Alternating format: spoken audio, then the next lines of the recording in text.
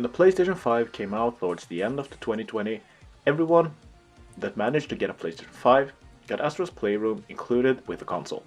When I managed to get my hands on the PlayStation 5, this was my first encounter with Astro Bot, even though Team Asobi started to introduce Astro Bot as early as in 2013. Well, back then it or they weren't called Astro Bot yet. But in 2013, Team Asobi gave out the Playroom to the PlayStation 4, which introduced an early model of what we would later get to know as Astro Bot. The Playroom, along with Astro's Playroom, both did an amazing job with showcasing the DualShock 4 and the DualSense. In Astro's Playroom, they also brought the player through a journey of nostalgia, when you collected different Sony products that could be related to some earlier PlayStations. Now, in my opinion, Astro's Playroom did an amazing job of showcasing what the PlayStation 5 and DualSense could be capable of. Also, they managed to spark an interest for Astro Bot, which later blossomed into Astro Bot, the game.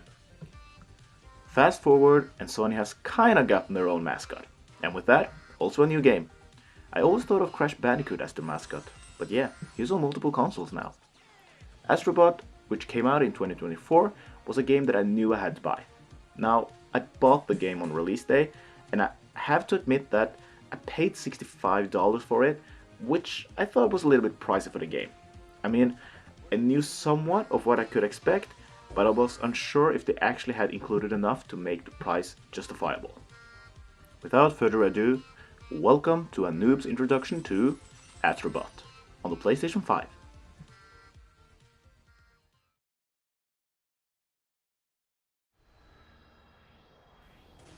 As of always, from this point on, there will be spoilers ahead. If you haven't played this game yet and want to experience it without getting parts spoiled, I highly recommend pausing this video, playing the game, and then getting back to this video. Consider this your final warning. And if you enjoyed this video, I would highly appreciate a like and a subscribe. The story starts with Astro Bot traveling through space in his mothership, which just coincidentally happens to be a PlayStation 5. I see what you did there. Alongside him, we can see other Astro Bots, yet some of them are throwback or Easter egg variants of other PlayStation characters. For instance, we can see Kratos and Aloy when the ships explode, flying through space. But I'm getting a little bit ahead of myself. You quickly encounter an alien. Yes, this is the same alien from earlier Astro games, if you have played them. This alien steals your CPU, or the PlayStation CPU. While blasting off, the alien also damages the mothership, making different parts of the PlayStation 5 scatter around space. And it's here that the structure of the game starts.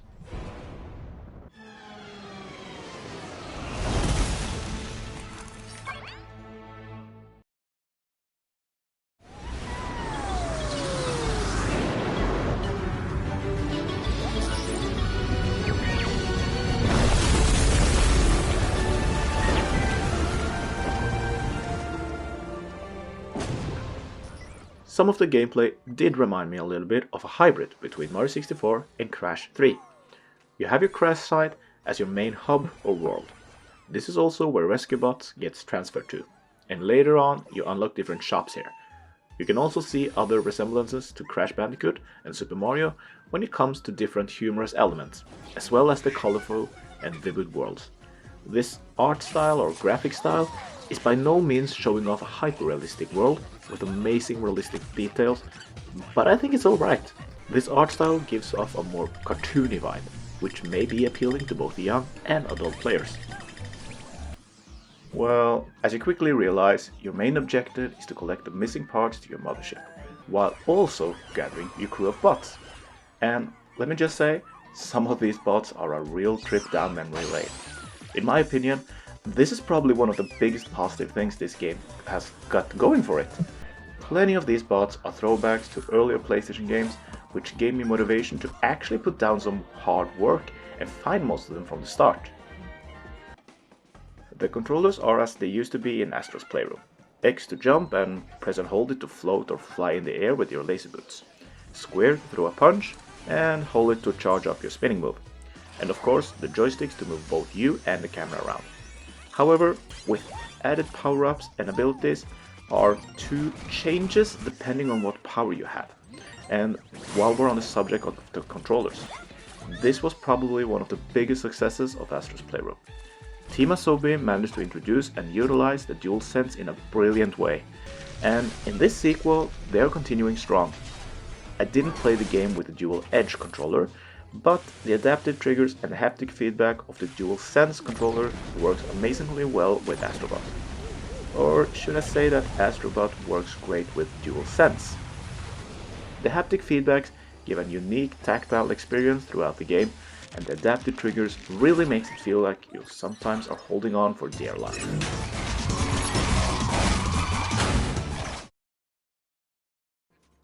Some stages are what I like to call character-themed stages. There are in total 4 stages where you get to transform into the main character from that game series. For instance, in the God of War stage, you get to transform into Kratos, or an Astro Bot version of him anyway. Same with Nathan Drake from the Uncharted series, Aloy from the Horizon series, and Spike from Ape Escape. You also get unique abilities, or weapons, from the game series. Now, why do I highlight these stages? Well, in my opinion, Team Asobi has done a great job of merging Astro Bot art style and playstyle with the specific game so that the stage actually works amazingly well. They're still true to their own art style, but they're still borrowing just enough from the specific game they are basing the stage around. Furthermore, I think a big part in nailing this is that they have been selective with which game series they should base these stages around, and they have a deep understanding of PlayStation history. Also, these stages do play on the player's nostalgia. I mean, my guess is that the ones that are buying Astro Bot also have played some of these PlayStation exclusive games before.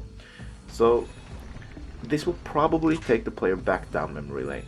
Well, I know it did with me.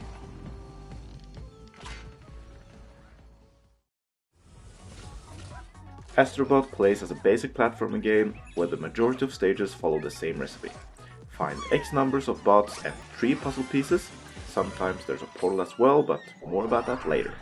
Complete the stage to unlock more stages, ending the world or that planet with a boss. Now, one thing I enjoyed with this game was the load time. No matter where I died, it didn't take long before I'd spawn back at the last checkpoint.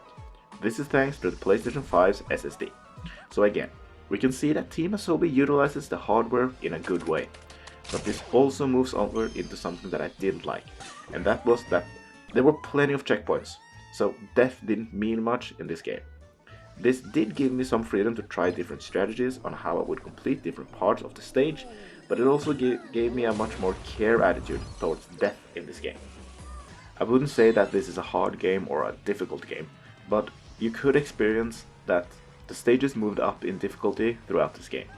But never did they get so hard that it felt unfair. However, the stages that rocks the PlayStation button theme, X stages, O stages, and so on, are clearly more advanced. This is about how the stages are structured, not necessarily the amount of enemies on the stage. They felt a lot more fast-paced, they had less checkpoints, and also the few places that had enemies were actually pretty small places, so you had to really know how to fight them.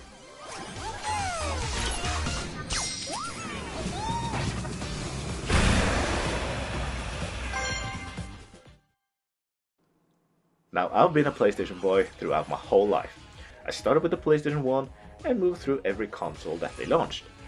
Well, every major console that is. So when the credits rolled up at the end of the game, I had a big smile on my face. Why, you may ask? Well, the final boss was a fun boss to play through, even though it was kinda too easy. But seeing every earlier PlayStation console gather like small battleships and doing their part in this alien war had me laughing and smiling, while reminiscing of all the memories I had with the earlier consoles. Also, I mean, for the ones that remember the PlayStation 1 boot up sound, don't tell me that this doesn't put a smile on your face and fills you up with nostalgia.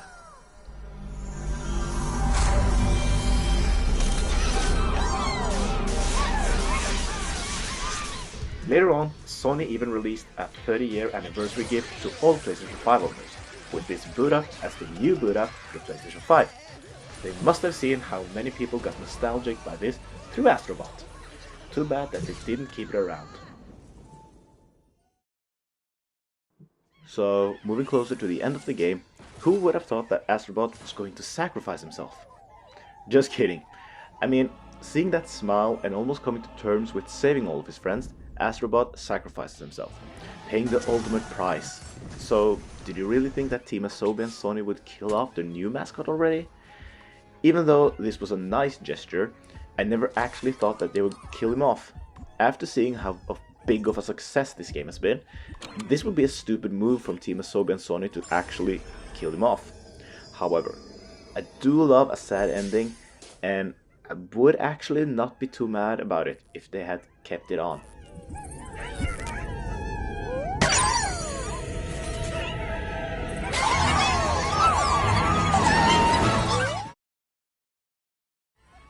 What a journey it has been. What started as a skeptical meeting with a new game series suddenly evolved into a good pastime game, and then ended as a must-play game for people with a PlayStation 5 in my opinion. Astro Bot isn't just a basic platformer game, it's a declaration of love to the PlayStation history. Yes, the game might be a little bit easy, but for people getting into gaming, or into platform games, this is a must-play game. In the end, the game isn't a long game by my definition. I did try and collect every bot and puzzle piece while I was going through the game on my first playthrough, but by no means did I focus on 100% completing the game from the start. And with this playstyle in mind, I still only used around 15 hours to complete the game. Now, the developers have released a free add-on to the game, which is time trials. And while I do appreciate this, the only reason I can think of why it wasn't added to the game from the start was simply that they rushed the game. The time trials are fun for the more hardcore gamers that seeks a challenge, but for me personally, I'm staying away from it. It also makes it a little bit harder to platinum, if they also add achievements, which requires you to complete all the time trials. But I'm looking forward to seeing what Team Asobi and Astro Bot does next time. I would have loved to see a co-op version of Astro Bot with perhaps an even bigger universe, or perhaps multiple universes.